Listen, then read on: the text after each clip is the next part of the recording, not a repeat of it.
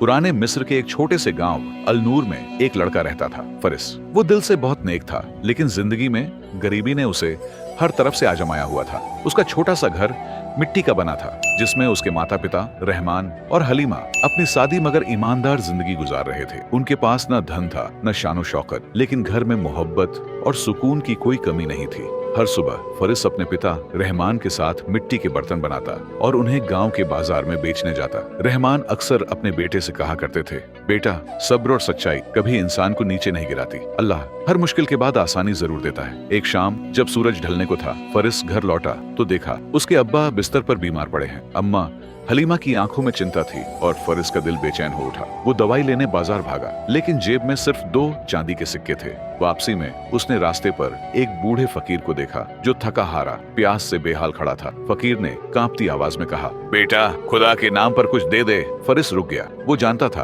कि यही 2 सिक्के उसके पिता की दवा के लिए हैं। दिल में एक पल को संघर्ष हुआ, लेकिन फिर उसे अपने अब्बा की बात याद आई। सदका कभी जया नहीं होता। फरिस मुस्कुराया और दोनों सिक्के फकीर के हाथ में रख दिए। फकीर ने उसके सिर पर हाथ रखकर दुआ दी, बेटा, तूने अल्लाह के लिए दिया है, वो तुझे इससे कई गुना ज्यादा लौटाएगा। उस रात गांव में तेज आंधी आई, कई घर टूट गए, पेड़ गिर गए, लेकिन फरिस का छोटा सा घर बिल्कुल सुरक्षित रहा। सुबह जब सूरज निकला, फरिस ने माँ बाप के साथ सजदा किया तो उनके चेहरों पर अजीब सा सुकून था। कुछ दिनों बाद जब फरिस बाजार जा रहा था, नदी किनारे उसका पैर किसी पत्थर से टकराया। उसने झुककर देखा, मिट्टी के नीचे से एक पुराना संदूक निकल आया। संदूक खोला तो भीतर सोने के सिक्के और कीमती जवाहरात चमक रहे थे। फरिस की आंखों में आंसू आ गए। वो भागकर घर पहुंचा और माँ बाप के सामने संदूक रख दिया। रहमान की आंखों में चमक थी, हलीमा के आंसू में शुक्र था। रहमान बोले, देख बेटा, ये सब तेरी नेक नियत और हमारे साथ की दुआओं का नतीजा है। फरिस ने उस दौलत को अपनी खुशियों में नहीं उड़ाया। उसने गांव में कुआं खुदवाया,